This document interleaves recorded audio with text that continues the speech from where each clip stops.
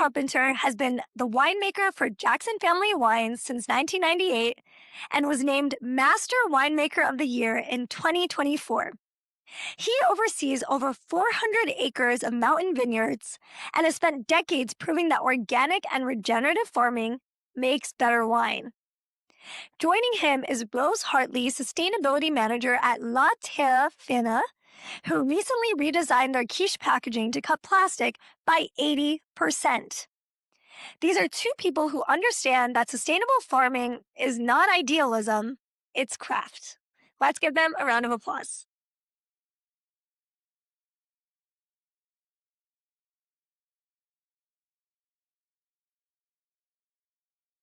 Everybody. Oh, it's on. Well, I was going to start with some intros, but I think that just go ahead and jump right in and talk about sustainable winemaking. So excited to see you all today. Thank you so much, Planet Forward, for hosting this lovely series of events. So Chris, without further ado, you've been winemaking for over 30 years. Can you tell us a little bit about, has your approach changed in that time, maybe related to sustainability and in general? Are you kind of doing the same thing that you've been doing? Well, in terms of how I'm approaching my farming, yeah, it's morphed over the years. When we when I first took over the vineyards in Napa Valley that I oversee, a lot of those we were farming them sustainably, which is an accreditation that you can receive by way of a certain series of compliance that you're required to do to get this accreditation. But there's an end around, and that bothered me. And I really wanted to be a little bit more disciplined because I'm very keyed in on how agriculture impacts the environment, and rather than be against what the environment is doing naturally, to be in step with it. And a lot of the organic work that we've done helps accomplish that, and the regenerative work takes it to the next step. So that it's been an evolution, and a lot of it has had to do with where I have ascended in the organization I work at, and being able to make those decisions and push that through. That's helped a lot as well. Yeah. And I know, transitioning to organic farming can be a major investment in terms of time, energy, money, but you did go ahead and transition about 480 acres of your estate property to organic vineyards. Is that right? And that was in 2023. What inspired that decision, or how'd you come to that decision? Well, I have a project both here and in Australia, and the winemaker who I worked with in Australia, I had been pursuing biodynamic viticulture, and I saw the results of the interaction with the natural environment, with the agricultural environment, and then the further results of how the wines presented themselves. And I was really, just a little bit more on my background. I was involved with an organization called Slow Food for a very long time. I was the board of director or the chair of the board for that organization nationally, and interacting with the people that are involved in slow food, you come to learn a lot about the benefits environmentally as well as from a flavor standpoint, because slow food is a lot about experiencing food at a very high quality level. And that realization and also that the recommendations that I was getting from my mate in Australia, Pete, was something that I knew that we could do given a little bit of time and dedication in Napa Valley. And we did. We set out to do that. And there is a little bit of a transition with that. There's a transition in how you approach the vineyard, how you work in the vineyard, the time you're giving up a lot of efficiency and spending a lot more time to do things, but you're doing it for all the right reasons. And then you get to it, and that transition, those first few years, there's a lot more time, because the vines, they're organisms that you are trying to take off of steroids and put them back on a natural diet, right? An And analogy. you go through these fluctuations, but then the vines ultimately react in really positive ways. In fact, the wines that you're drinking right now, that's from a 50-year-old vineyard on Hull Mountain, a Cab Franc vineyard, one of the oldest Cab Franc vineyards in Napa Valley. And this particular block I was really concerned about because that transition off of the chemistry and on to more natural progression of resistance can be a little bit daunting. This vineyard has responded better than I could have even anticipated, which gives me great hope that this vineyard will be around for another 50 years because we're doing the right thing by way of those vines. Yeah, and so this is the 50th anniversary Lahota 2022 wine, is that right? I believe so. Yeah. Yeah.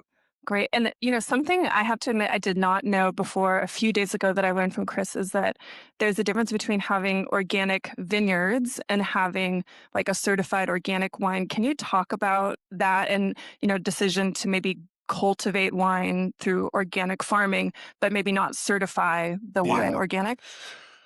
So there's different. If you know about the accreditation system in agriculture, there's different forms of or different certificates that you can get. You can get a biodynamic one, you can get a regenerative one, you can get an organic, you can get a sustainable, and that's all in the vineyard. But then you can take that to the next step and bring that into the winery. And doing that in the winery is tremendously difficult and not out of reach. But the one thing about doing that in the winery, there's a compound that we use to preserve wines, sulfur, and that compound, if any of you can figure out a substitute for that, there's Louis Pasteur put a prize out a couple hundred years ago for $50. Back then, it was a lot of money to find something. And with organic wines, you can't use that. And your consistency goes right down the drain, literally, because one bottle can taste very different than another bottle than another bottle. And it's a very benign compound. Some of us get allergic reactions to it, and you all know who you are. But it's not something that is environmentally unsafe. So. Yeah. Okay, well, tell us a little bit more, if you would, about what organic vineyard farming actually looks like. Like, what is that experience? Yeah, tell us about that. It's the big impact, as you can imagine, is decreasing the amount of chemistry that's used. There are a tremendous number of chemical companies out there trying to pound their chemistry into agriculture, and there are alternative ways of creating resistance in plants. When you take that, again, you use the steroid thing as an example. If you are on steroids as a human, you're enormous, but you have other like mental reactions, and You're thinking of the Hulk now. your liver and your kidneys are impacted over the lifetime, and it's not a good place to be. But if you are working out 6 days a week and you're eating healthy, your natural resistance is built up by way of that process. It's the same thing in vineyards and in agriculture in general. If you're in a healthy environment of inputs, then the natural immune systems that the plants have come to the fore. So not only is it about reducing that reliance on those chemistries, but utilizing the natural world. So we do a whole bunch of what's called IPM, which is integrated pest management systems, which you're using insects to battle other insects or fungal diseases. We use sheep in the vineyard. We were the very first vineyard in Napa Valley to utilize sheep, and now you see them everywhere. And that was brought on by my vineyard manager, who I worked very closely with in this endeavor, who worked at Fetzer. And Fetzer was one of the very first wineries to really employ a lot of organic methodologies. And he came over and worked for me. He's worked for me now for 8 years. He reminded me the other day, in fact. We do not till. Tilling the soils is in a disruption of a network of communication systems that lie underneath the soil profile, mostly fungal. When you break that soil up, and there's all kinds of reasons from an agricultural standpoint that you would want to break up the soil, but but the process of doing that is very intrusive, and it breaks up these fungal networks that create communication systems under the soil that again are part of the resistance factor that these vines rely on. Plants talk to one another, and they talk to one another through these systems that are under the ground. So in any of our vineyards are we ripping up the soil to create that? And there's we're as water usage, we have decreased our water usage tremendously on a number of different levels, not only by way of the type of irrigation systems that we use, but the realization that with these untilled soil profiles, they hold on to water a lot longer. So you can combine a lot of these things, and you create an environment that the plants are working in tandem again with the natural environment, and that's super important to me, and something that I take great pride in when I'm in these vineyards. When I see, I was in a vineyard at dusk the other day, and this particular vineyard is a fairly dry area, but listening to the frogs that were going off that night, amphibians are the canary in the coal mine for environmental health. And if you have an amphibian population close to your vineyards that's loud and that is thriving, you have a healthy environment. And I heard this and I was like all fired up about it. It's little things, right? So. That's lovely.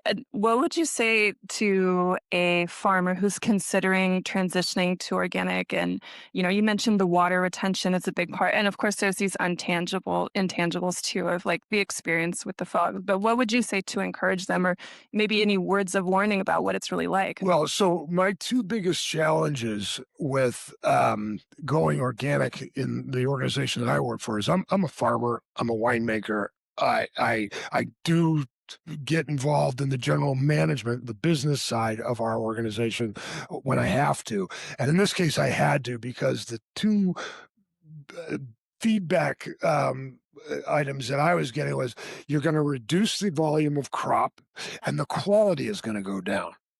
And to a degree, they're right. For that first couple of years, you reduce the volume of crop because, again, the plants are going through an adjustment. They have to learn how to deal with not getting pumped up with all of the chemistry that's involved. After that, it was about 3 years in our case. After that 3 years, the volume went back up to where I managed it for wine quality. And again, because of the fact that these plants now have to deal with their own resistance, they have to create their own resistance. A lot of the flavor compounds, a lot of the structure and the acidity in grapes is a reaction to the external environment and creating protective melange of these compounds in their grapes. With that, when you translate that into wine, the quality of the wine has gone up substantially, which is wonderful because I don't want to work that hard in the winery. I want to work hard in the vineyard. And so and it was, I got to tell you, I don't like doing the "I told you so" dance, but the finance guy, when I could present that to him, I was so excited. And that's been a great factor in this whole thing, is that my quality has gone up. My volumes are right where I want them, and right where the organization that's trying to make money off of the wine wants them, and everybody wins. We love a win-win. All you sustainability people, right? That's incredible. That's great. Okay, 2 more questions. Tell us about how the vineyards are doing today that you transition and what's coming next for them. Well, the vineyards are doing really well. So we are our initial accreditation is organic. We've done everything that is in line to get the regenerative accreditation. We're going through the last stages. I have a meeting with the head of the ROC organization. That is one of the organizations that gives you that accreditation, in 2 weeks, and we'll see if we get that. But that's where we're at. I mean, and we're holding steady state. I don't know if any of you follow the wine industry. We're getting impacted quite a bit right now in changing tastes, in alternative beverages, alternative mind enhancement products that are available that weren't available legally several years ago. Um, so if I'm, the thing about anything organic and any kind of system like this is they want to be around for the next several hundred years in this industry, and seeing these changes in the vineyard and knowing that the soil is healthy, that those vines are healthy, and that the environment around it is healthy, that's the next thing. It's like when I pass that on to my colleagues down the line, that I'm giving them something that now it's up to them to carry on, and I've set it up for them, and Yeah. that's super important. Definitely left your mark. Final question. I love to ask this one because, as a consumer myself, sometimes I get to the shop and I don't know what do I look for a label when I'm trying to buy sustainable wine, or maybe what are some of the wines that, you've worked on that you could share the names with us? How do we shop better and more sustainably Yeah, for that's a wine? really good question, because there's always the danger that by labeling something it's been farmed organically, that there's another perception. It's called greenwashing, and I don't want to be. I'm not doing this because I want to sell more wine. I'm doing this because it's the right thing to do. Um, this wine I make, Lahoda. I make another one called Mount Brave, Cardinal, La Coya. Those are all sourced from these vineyards. I just go on the website, because they don't typically. Most people aren't putting that on their labels, and most websites will brag about it, because it is important that you're doing this kind of work. And I would just do your research, or if you're going to a really good wine store, bottle shop, then a lot of those clerks will know what vineyards are being farmed organically or sustainably or biodynamically, whatever method you're looking at. Well, thank you so much for your work, and thank you for sharing some of your wisdom of 30 plus years today with us. Thank you.